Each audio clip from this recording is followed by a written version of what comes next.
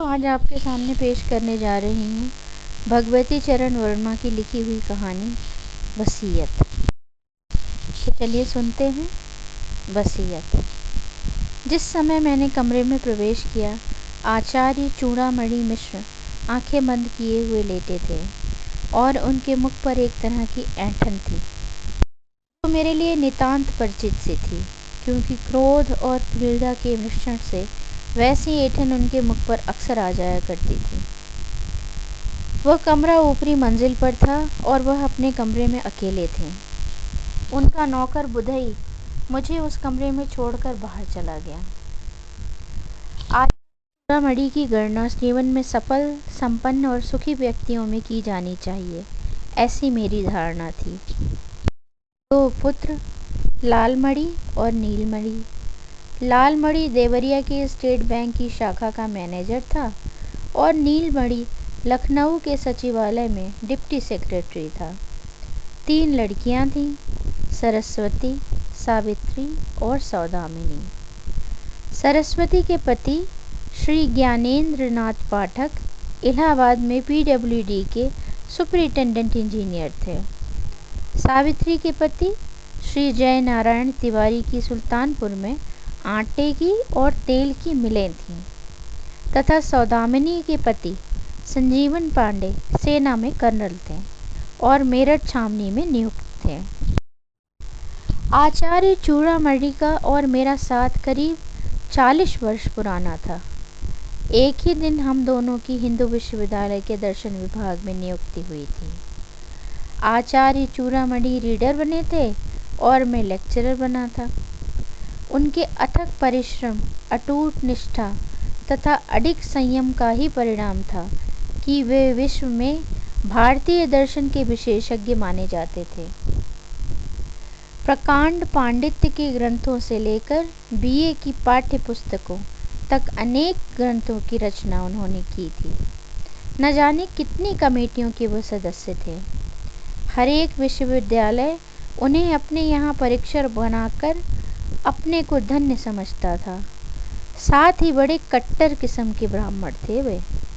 और तो और मेरे घर की बनी हुई चाय तक उन्होंने कभी नहीं पी। महीनों उन्हें वाराणसी से बाहर रहना होता था और तब वे सत्तू, दूध, फल और अपने घर में बनी हुई मठरियों या लड्डुओं से हफ्तों काम चला लेते थे। वाराणसी के लंका मोहल्ले में उन्होंने 2 मंजिला मकान खरीद लिया था। उसी में वो रहते थे। उनकी पत्नी तथा उनके पुत्रों ने उनसे कितना आग्रह किया कि वे कहीं खुली जगह में कोई कोठी बनवा लें, लेकिन उन्होंने कतई इनकार कर दिया। गर्मी में 2 बार और जाड़ों में 1 बार नित्य गंगा स्नान करके पूजा करना नियत सा था। जनवरी का प्रथम सप्ताह था। उस दिन जब वह गंगा स्नान करके लौटे, उन्हें कुछ ज्वर सा महसूस हुआ। उनकी पत्नी जसोदा देवी अपनी परंपरा के अनुसार लखनऊ में अपने छोटे पुत्र के यहाँ थी। उनके नौकर बुधई के ऊपर उनकी देखभाल करने का पूरा भार था। दोपहर के समय जब उन्हें पसलियों में दर्द मालूम हुआ, उन्होंने वैद्यराज धन्वंतरी शास्त्री को बुलाया। वैद्यराज ने नब्ज देखकर काढ़ा पिलाया। निदान था कि सर्दी लग गई है, ठीक हो जाएगी। दूसरे दिन जब बुखार और तेज हुआ, तब उन्होंने डॉक्टर को बुलाया। डॉक्टर ने देखा कि उन्हें निमोनिया हो गया था। दोनों फेफड़े जगड़ गए हैं। उसने दवा दी। बीमारी के चौथे दिन आचार्य चूड़ामणि ने बुधई को भेजकर मुझे बुलाया। थोड़ी देर तक मैं उनकी चारपाई के सामने खड़ा रहा कि वे आंखें खोलें। फिर हार कर मुझे ही बोलना पड़ा, गुरुदेव, आपका शिष्य जनार्दन जोशी आपकी सेवा में उपस्थित है। मेरा इतना कहना था कि आचार्य चूड़ामणि ने अपनी आंखें खोल दी। जनार्दन, मेरा अंत समय आ गया है।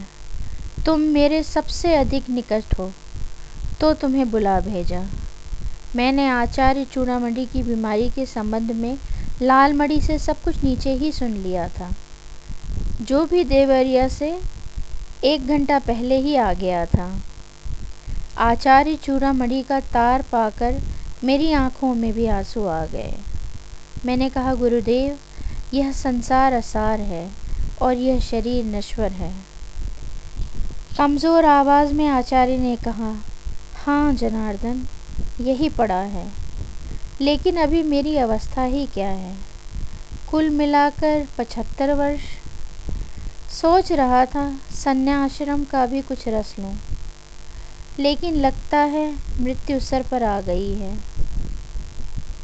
मृत्यु से बड़ा भय लगता है। और जैसे वे बेहद थके हों, उन्होंने आंखें मूंद लीं। मैंने उन्हें धीरज बधाया।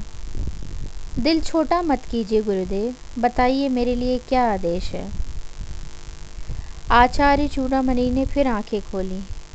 अरे हाँ, मेरे तकिए के नीचे कुछ कागज़ रखे हैं, उसमें मेरी वसीयत है। कल इनकी रजिस्ट्री यहीं घर पर करा चुका हूँ। एक प्रति न्यायालय में है, दूसरी ये है, तो इसे निकाल लो। एकमात्र तुम मेरे सबसे अधिक निकट हो और इस दुनिया में एकमात्र तुम पर मेरा विश्वास रहा है। मैंने उन सबों को कल ही तार करवा दिया है जिन्हें मेरे क्रियाकर्म में सम्मिलित होना है, और मेरी वसीयत के अनुसार कुछ मिलना है। इस वसीयत के कार्यान्वयन के लिए मैंने तुम्हें नियुक्त किया है, तो ये वसीयत मैं तुम्हें सौंपता हूँ। मेरा प्रणांत होते ही यह वसीयत लागू हो जाएगी।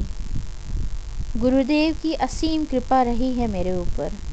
यह कहकर मैंने आचार्य के तकिए के नीचे से कागज़ों का पुलिंदा निकाला। इधर मैंने उन कागज़ों को उलटना आरंभ किया, उधर आचार्य चूड़ामणि की आंखें उलटने लगीं। मैंने तत्काल बुधई और लालमणि को बुलाकर आचार्य को भूमि पर उतारा। इधर मैंने उनके मुख में गंगा जल डाला, उधर आचार्य के प्राण महायात्रा पर निकल पड़े।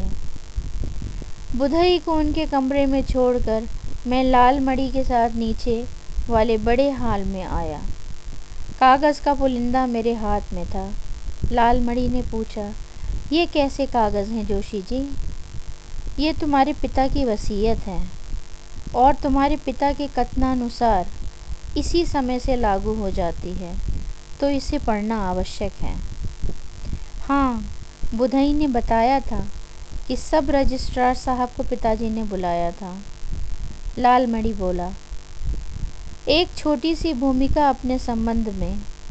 फिर वसीयत के कार्यान्वयन के अनुच्छेद आरंभ हो गए थे। पहला अनुच्छेद इस प्रकार था, मैं चूड़ामणि मिश्र आदेश देता हूँ कि मेरा अंत्येष्टि संस्कार सनातन धर्म की प्रथा से हो, और अपने अंत्येष्टि संस्कार के लिए मैंने 50,000 की रकम अपनी अलमारी में अलग निकाल रखी है, जो क्रियाकर्म का व्यय काटकर मेरी अंत्येष्टि संस्कार करने वाले को मिलेगी। मुझे खेद के साथ कहना पड़ता है कि मेरे दोनों पुत्र अधर्मी हैं और नास्तिक हैं। वैसे मेरा अंत्येष्टि संस्कार करने का उत्तरदायित्व मेरे ज्येष्ठ पुत्र लालमणि पर है, लेकिन मेरा आदेश है कि मेरा अंत्येष्टि संस्कार वही कर सकता है जो यज्ञोपवीत धारण किए हो और जिसके सिर पर शिखा हो। यदि मेरे ज्येष्ठ पुत्र में यह शर्त नहीं होती, तो नीचे लिखे नामों की तालिका के अनुसार प्राथमिकता के क्रम से यज्ञोपवीत और शिखा धारण करने वाला ही मेरा अंत्येष्टि संस्कार कर सकेगा। मैं पढ़ते पढ़ते रुक गया। लालमणि की ओर देखकर मैंने पूछा, क्यों चिरंजीवी? लालमणि, तुम्हारी चोटी बोटी है कि नहीं, और यज्ञोपवीत पहनते हो या नहीं? कुछ उलझन के भाव से उसने कहा, चुटिया रख के कहीं स्टेट बैंक की मैनेजरी होती है, और जनेऊ हर दूसरे तीसरे दिन मैला हो जाता है, तो हमने पहनना ही छोड़ दिया। तब तो 50,000 गए हाथ से। तुम अंत्येष्टि संस्कार के योग्य नहीं हो। तुम्हारे बाद नीलामणि का नंबर है, उसके भी ना चोटी है ना जनेऊ। ये तो तीसरे नंबर पे हमारा चचेरा भाई है, जगपति मिश्र, राज जोशी। ये निहायत झूठा और आवारा है। ग्राहकों को फंसाने के लिए इसकी एक बालिश्त की चोटी लहराती है और झूठी कस्में खाने के लिए मोटा सा जनेऊ पहने हैं। जगपति मुझसे भी एक बार 5 रुपये ऐंठ ले गया था, तो मैंने कुछ सोचकर कहा, लाल मड़ी, हमारी सलाह मानो तो तुम किसी नाई की दुकान पर तत्काल मशीन से अपने बाल छँटा लो, तो चौथाई या आधी इंच की चोटी तो निकल ही आएगी, और वहाँ से लौटते हुए एक जनेऊ भी लेते आना। मेरी बात सुनते ही लाल मड़ी तीर की तरह बाहर निकला। लाल मड़ी के जाने के बाद मैंने वसीयत का दूसरा अनुच्छेद पढ़ा। मैं चूड़ामणि मिश्र चाहता हूँ कि मेरी मृत्यु की सूचना तार या टेलीफोन द्वारा मेरी पत्नी जसोदा देवी, मेरे पुत्र लालमणि तथा नीलमणि, मेरी पुत्रियाँ सरस्वती, सावित्री और सौदामिनी तथा मेरे भतीजे जगपति, श्रीपति और लोकपति को दे दी जाए। अन्य सगे संबंधियों को सूचना देने की कोई आवश्यकता नहीं। इन समस्त कुटुंब वालों की प्रतीक्षा 12 घंटे से लेकर 24 घंटे तक की जाए। इसके बाद मणिकर्णिका घाट पर मेरे शरीर का दाह संस्कार हो। मेरे 10वें के दिन समस्त सगे संबंधियों की उपस्थिति में मेरी वसीयत का शेषांश पढ़ा जाए। अब मुझे आचार्य चूड़ामणि मिश्र की वसीयत में दिलचस्पी आने लगी थी, लेकिन आचार्य की आज्ञा मुझे शिरोधार्य करनी थी, इसलिए वसीयत को तह करके मैंने अपनी जेब के हवाले किया। आचार्य प्रवर का भौतिक शरीर अगले 24 घंटों में बिगड़ने न पाए, मुझे इस बात की चिंता थी। सौभाग्य से लालमणि वाराणसी से आ गया था और करीब आधे घंटे बाद वह 1/4 इंच लंबी चोटी धारण किए हुए नाई की दुकान से घर वापस आ गया। इस समय उसके कंधे पर एक मोटा सा जनेऊ भी लहरा रहा था। मैंने वसीयत का दूसरा अनुच्छेद उसे सुनाकर आदेश दिया कि वसीयत में बताए लोगों को तार या टेलीफोन से खबर कर दे, अपने चचेरे भाइयों के परिवार को बुला ले और एक सिल्ली बर्फ भी मंगवा। आचार्य प्रवर का शरीर उस पर रखवा दे। सुबह 9 बजे की शव यात्रा मणिकर्णिका घाट के लिए रवाना होगी। मैं सुबह 7 साढ़े 7 बजे पहुंच जाऊंगा। कितनी शानदार शव यात्रा थी आचार्य चूड़ामणि की। मैं तो दंग ही रह गया था। वाराणसी के सभी धर्माध्यक्ष और पंडित सम्मिलित थे उसमें। शर्मा कुछ नेता भी आ गए थे। जगतपति की आपत्तियों के बावजूद आचार्य की कपाल क्रिया उनके ज्येष्ठ पुत्र लालमणि ने की, अपनी चोटी और यज्ञोपवीत के बल पर।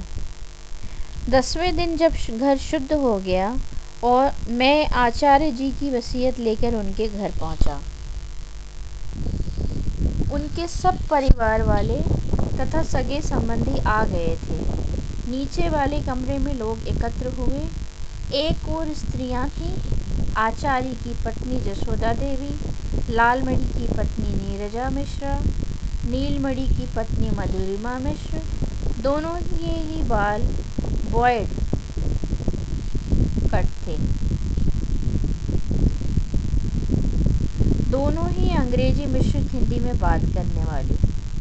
आचार्य की पुत्रियां सरस्वती और सावित्री भारतीयता की प्रतिमूर्ति लेकर सौदामिनी और अपनी भाभियों के से 21 निकलती हुई दूसरी ओर पुरुष थे। आचार्य के पुत्र लालमणि और नीलमणि, आचार्य के दामाद ज्ञानेंद्र नाथ पाठक, जय नारायण तिवारी तथा संजीवन पांडे, आचार्य के भतीजे जगतपति मिश्र, श्रीपति मिश्र और लोकपति मिश्र। बुधई इन सब लोगों के पान पानी की व्यवस्था कर रहा था। मैं उस समय तक अत्यधिक गंभीर था। आचार्य चूड़ामणि के आदेश का पालन करते हुए मैंने उनकी वसीयत का शेषांश अपने घर पर नहीं पढ़ा था, यद्यपि उसे पढ़ने की इच्छा बहुत हुई थी। मैंने वसीयत पढ़ना आरंभ किया। दो अनुच्छेदों में लोगों की कोई दिलचस्पी नहीं थी, वो तो सब हो चुका था। अब मैं तीसरे अनुच्छेद पर आया, जो इस प्रकार था।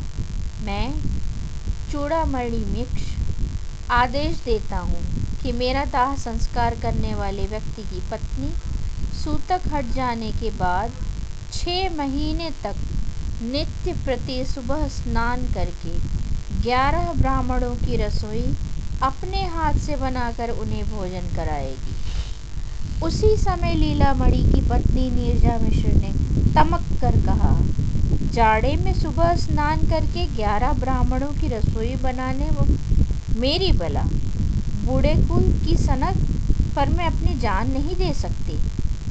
मैंने नीरजा मिश्र की बात अनसुनी करते हुए तीसरे अनुच्छेद का शेषांश पढ़ा। यदि वह स्त्री इससे इनकार करती है तो क्रमानुसार यह काम मैं दूसरी वधू और इसके बाद अपनी 3 लड़कियों के हाथों में सौंपता हूँ। इसके लिए उस स्त्री के लिए 25,000 रुपये की रकम निश्चित करता हूँ। एकाएक मुझे मधुरिमा मिश्र की भारी और मोटी आवाज़ सुनाई दी। पिताजी का आदेश वेदवाक्य है मेरे लिए। जीजी नहीं करती हैं तो न करें, मैं उनकी इच्छा की पूर्ति करूँगी। नीरजा एकाएक तड़प उठी। बड़ी इच्छा पूर्ति करने वाली होती हो। जिंदगी में कभी रसोई बनाई है या अब बनाओगी? लखनऊ में बैरों से खाना बनवाकर खाती हो। मैं तो अक्सर अपने घर में रसोई खुद ही बना लिया करती हूँ। जहाँ 6-7 आदमियों की रसोई बनाती हूँ, वहाँ 11 आदमियों की रसोई बना लिया करूँगी। कुल 6 महीने की तो बात है। और नीरजा ने मुझसे पूछा, ये तो नहीं लिखा है कि गर्म पानी से स्नान न किया जाए। मुझे कहना पड़ा कि ये शर्त लगाना वो भूल गए। नीरजा ने ताली बजाते हुए कहा, तो फिर मुझे ये स्वीकार है। अब आगे पढ़िए। मधुरिमा मिश्र अपनी जेठानी को कोई कड़ा उत्तर देना चाहती थी कि नील पड़ी बोल उठा, ठीक है, ये अधिकार भाभी जी का है। वैसे भाभी जी का मधुरिमा पर आक्षेप अनुचित है। मधुरिमा ने 50-50 आदमियों का भोजन अकेले अपने हाथ से बनाया है। भाभी जी को अपने शब्द वापस लेने चाहिए। मैं अपने शब्द किसी हालत में वापस नहीं ले सकती, नीरजा ने चीख कर कहा। लेकिन वाह रे लालमणि, उसने उठकर कहा, मैं नीरजा के शब्द वापस लेता हूँ। अब आप आगे पढ़िए। बात और आगे न बढ़े, मैंने वसीयत पढ़ना आरंभ किया। अनुच्छेद 4 इस प्रकार है। मैं चूड़ामणि मिश्र अपनी पत्नी जसोदा देवी से जीवन भर परेशान रहा।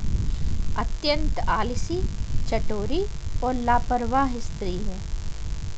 मैंने तो दाल भात और सत्तू खाकर जीवन बिता दिया, लेकिन ये हरामजादी मुझसे छिपकर प्रायः नित्य ही रबड़ी, मलाई और मिठाई खाती है। तभी जसोदा देवी ने चिल्लाकर कहा, हाय राम, ये सब लिखा है इस बुढ़वे ने? ऐसे खबोस आदमी के पल्ले में पड़ गई, इसे नरक में भी जगह न मिलेगी। घर वालों को सताकर जमा जत्था इकट्ठी करता रहा, नाश हो इसका। इसी समय लालमणि और नीलमणि ने एक साथ अपनी माता को डांटा। अम्मा, पिताजी को गाली मत दो। हाँ जोशी जी, आप आगे बढ़िए। मैंने चौथे अनुच्छेद का शेषांश पढ़ा। मेरी मृत्यु के बाद इस रांड को मेरे पुत्रों पर निर्भर रहना पड़ेगा, जो अपनी जोरुओं के गुलाम हैं। ये मेरी पुत्र वधुएं इसे भूखा मार देंगी और इसकी बिगड़ी हुई आदतों के कारण इससे भयानक कष्ट होगा। इसलिए मैं जसोदा के नाम 2 लाख रुपया छोड़ता हूँ, जिसके ब्याज पर यह मज़े से में जिंदा रह सकती है। मैंने चौथा अनुच्छेद समाप्त ही किया था कि स्त्रियों के कक्ष में एक हंगामा सा खड़ा हो गया। जसोदा देवी हाय लालमन के पिता कहकर धड़ाम से ज़मीन पर लेट गईं और अन्य स्त्रियों ने उन्हें घेर लिया। 10 सेकंड बाद ही उन्होंने रोना प्रारंभ कर दिया। तुम तो स्वर्ग चले गए लालमन के पिता, हमें इस नरक में छोड़ गए। हमें क्षमा करो, जो हमारे अनजाने में हमसे अपराध हो गया है। हाय लालमन के पिता, और उन्होंने अपनी छाती पीटना आरंभ कर दिया। मैंने समस्त साहस बटोर कर कड़े स्वर में कहा, यह सब करना बंद बाद में कीजिएगा, अभी तो वसीयत पढ़ी जा रही है। और जसोदा देवी की पुत्रियों ने उन्हें ज़बरदस्ती चुप कराया। मैंने अब 5वां अनुच्छेद पढ़ना आरंभ किया।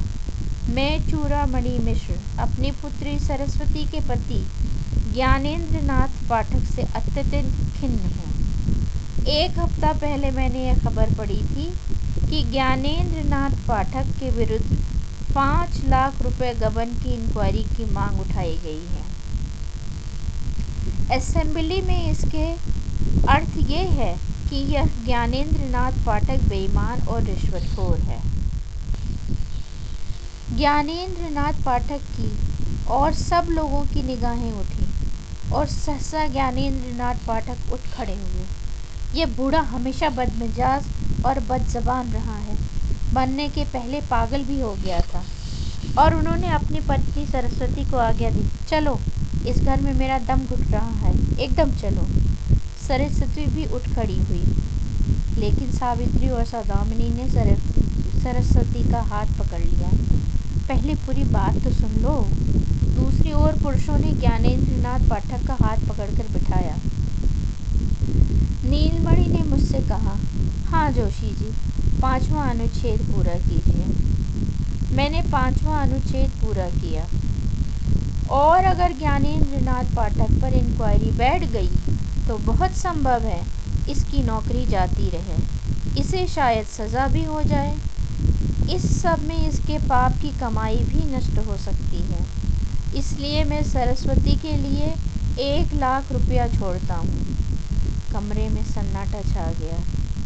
ज्ञानेंद्र नाथ पाठक चुप बैठे छत की ओर देख रहे थे और सरस्वती सुबक रही थी। जसोदा देवी ने सरस्वती के सिर पर हाथ रखते हुए कहा, कोई बात नहीं, इनकी तो आदत ही ऐसी थी।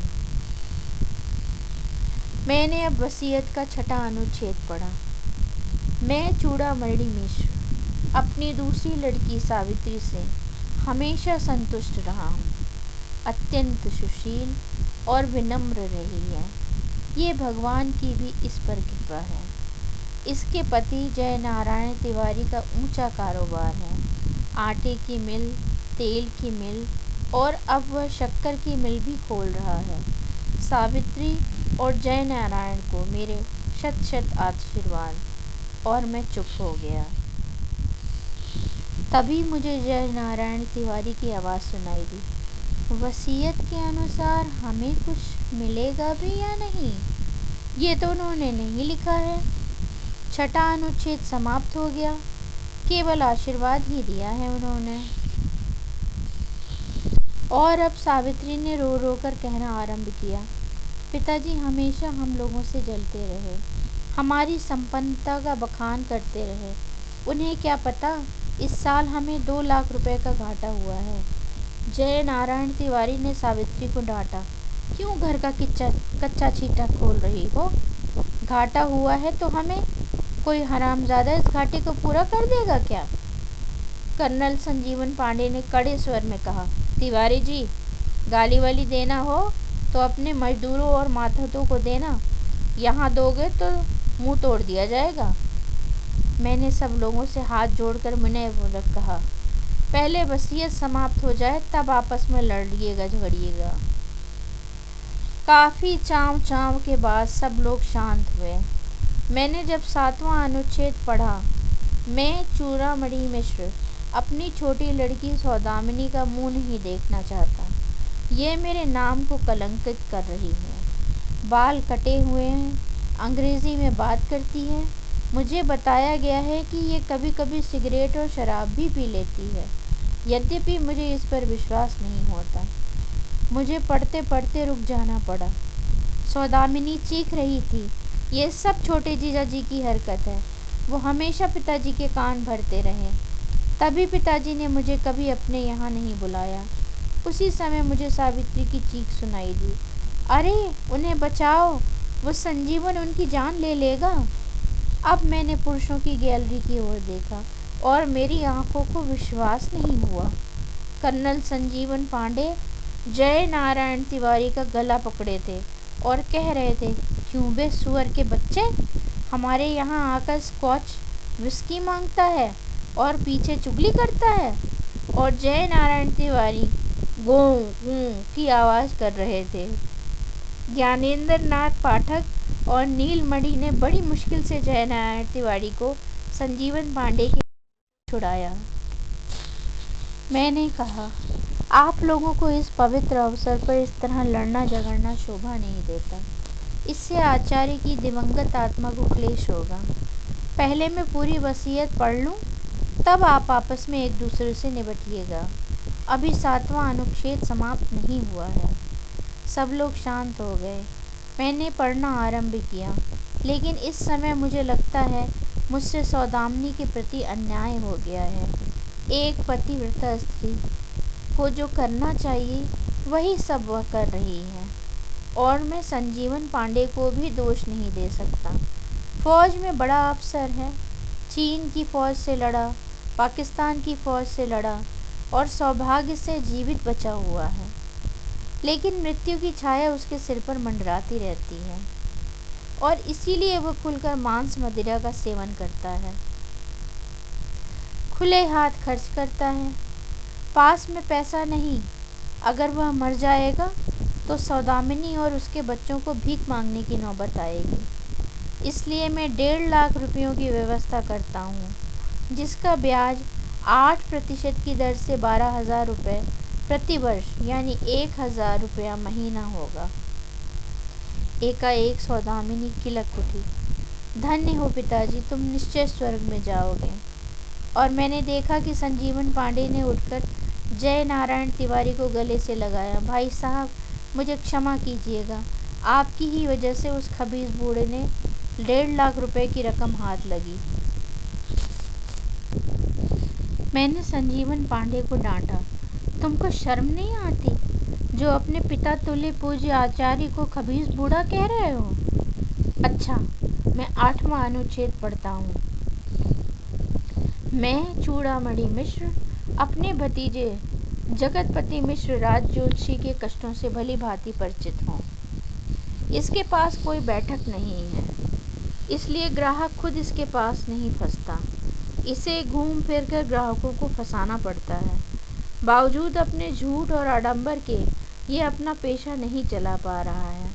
अपने संकट मोचन के मकान का ऊपरी खंड मैं जगतपति मिश्र को देता हूँ 1,000 रुपयों की कीमत के साथ, जिसमें ये अपना एक साइन बोर्ड बनवा ले, एक टेलीफोन लगवा ले और अपने पेशे योग्य पीताम्बर आदि वस्त्र खरीद ले।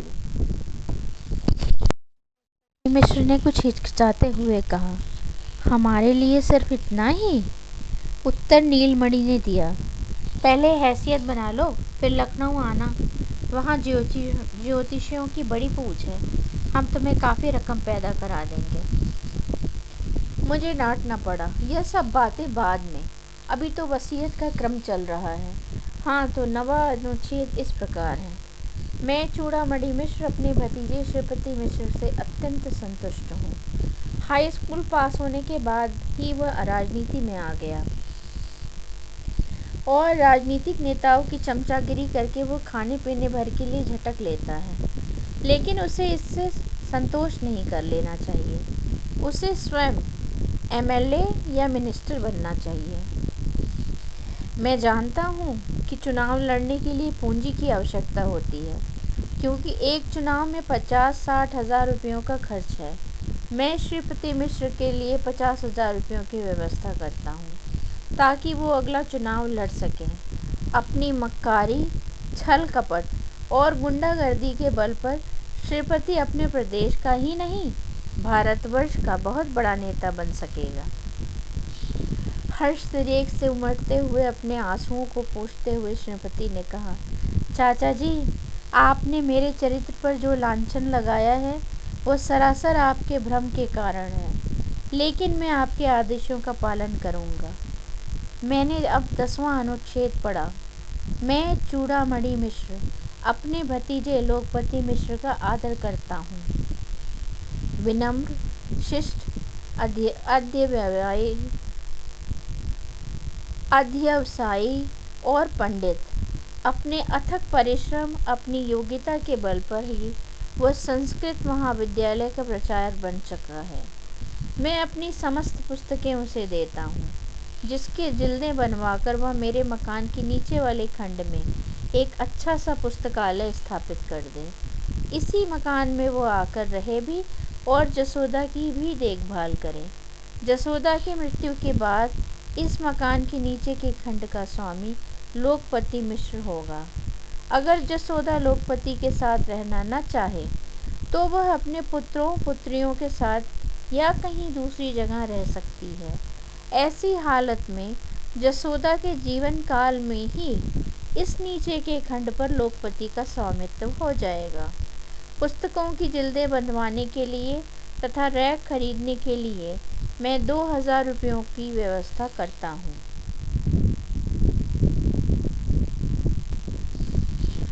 लोकपति ने भूमि पर अपना मस्तक नवाकर कहा, चाचा जी का आदेश शिरोधार्य है, लेकिन जिंद बधाई और रैकों की खरीदने के लिए ये रकम बहुत कम है।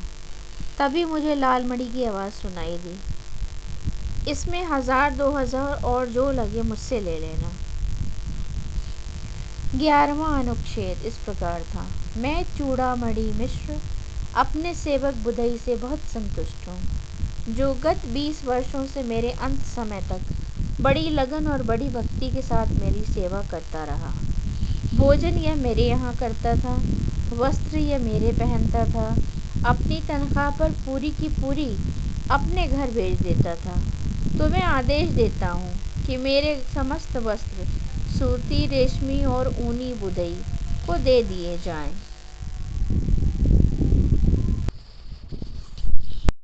घर में जितना भी अनाज, घी, चीनी है वह सब बुधई को दे दिया जाए और मेरी ओर से 100 रुपये देकर इसे भी विदा कर दिया जाए। यदि मेरे कुटुंब का कोई व्यक्ति बुधई को अपने यहाँ नौकर रखना चाहे तो मुझे कोई आपत्ति नहीं। जसोदा देवी ने कड़क कर बुधई से पूछा, कितना सामान है भंडार में? बुधई ने हाथ जोड़कर कहा, 1 बोरा चावल, 1 बोरा गेहूँ, 5 किलो चीनी, 1 मन गुड़, 1 टीन घी और 2 कनस्तर सत्तू है। दालें भी हैं थोड़ी थोड़ी। जसोदा देवी ने कहा, तेरही के दिन जो भोज होगा ये अनाज उसमें काम आएगा, बुधई को कैसे दिया जा सकता है? मुझे बोलना पड़ा, भोज का प्रबंध लालमणि को करना पड़ेगा, जिसके लिए इन सब के लिए 50,000 की रकम मिली है। लालमणि अगर चाहे तो ये अनाज बुधई से बाजार के भाव पर खरीद ले। लालमणि ने कहा, यह सब बाद में देखा जाएगा, अब आप वसीयत का शेषांश पढ़िए। 12वें अनुच्छेद की प्रतीक्षा में सभी लोग थे, जो इस प्रकार था। मैं चूड़ामणि मिश्र अपने मकान के रूप में अचल संपत्ति तथा बैंक में जमा 11 लाख रुपयों की चल संपत्ति का स्वामी हूँ। यह 11 लाख की रकम पिछले अप्रैल में मेरे नाम थी। ब्याज लगाकर यह रकम अब और बढ़ गई होगी। संभवतः इस राशि पर मृत्यु का कर भी देना होगा, तो मृत्यु कर देने के बाद जो रुपया बचे उसमें से इस वसीयत में निर्धारित राशियां बांट दी जाएं और जो बचे वो बराबर बराबर भागों में लालमणि और नीलमणि में वितरित हो जाएं। मैंने कुछ रुक कर कहा, वसीयत समाप्त हो गई है, केवल एक फुटनोट है मेरे लिए अलग से, अगर आप कहें तो उसे भी पढ़ दूं? एक स्वर में सब लोगों ने कहा, हाँ हाँ, उसे भी पढ़ दीजिए। फुटनोट इस प्रकार था। मेरे शिष्य जनार्दन जोशी, तुम्हारा उत्तरदायित्व केवल इस वसीयत को मेरे परिवार वालों को सुनाना होगा। इस वसीयत की रजिस्ट्री हो चुकी है, जो अदालत में मौजूद है। तो जनार्दन, तुम उस वसीयत पर परिवार वालों के हस्ताक्षर लेकर अदालत में तत्काल जमा कर देना। जहाँ तक तुम्हारा संबंध है, तुम हमेशा भावनात्मक प्राणी रहे हो, तुम्हें भौतिक दर्शन पर विश्वास नहीं रहा है। ना तुमने सारल पढ़ा, ना चावर का दर्शन पढ़ा, एकमात्र वेदांत के तुम पंडित रहे हो। मुझे तुमसे कभी कभी ईर्ष्या होने लगती है कि कितना संतोष है तुम्हें, तुम्हारे मन में कितनी शांति है। मैं निसंकोच कह सकता हूँ कि तुम मेरे सबसे अधिक निकट हो। मैं तुम्हें अंतिम उपहार के रूप में अपना परम मित्र, परम प्रिय तोता गंगाराम भेंट करता हूँ, जिसे मैंने अपने प्राणों की तरह पाला है। जब तुम अदालत से इस वसीयत को जमा करके लौटना, तब बुधई से गंगाराम को ले लेना। मैंने घड़ी देखी, 10 बज चुके थे। मैं उठ खड़ा हुआ। अदालत खुल गई होगी। मैं पूज्य गुरुदेव जी की आज्ञा अनुसार ये वसीयत वहाँ जमा करके वापस लौटता हूँ। अदालत में अधिक समय नहीं लगा, 12 बजे ही मैं लौट आया। बुधई ने तोते का पिंजरा मुझे थमा दिया। लंका से 80 घाट अधिक दूर नहीं है जहाँ मेरा मकान है। पिंजरा हाथ में लेकर मैं पैदल ही चल पड़ा। उस समय मेरे मन में परम संतोष था। आचार्य इतने संपन्न और स्थिर बुद्धि के आदमी होंगे, मैंने पहले कभी कल्पना न की थी। मैं इस पर सोचता मगन भाव से चल रहा था कि मुझे सुनाई पड़ा, तुम बुद्धू हो। मैं चौंक पड़ा। बिल्कुल साफ आवाज़, और मैंने अनुभव किया कि यह आवाज़ तोते के पिंजरे से आई थी। इस आवाज़ को सुनकर मेरे विचारों ने पलटा खाया।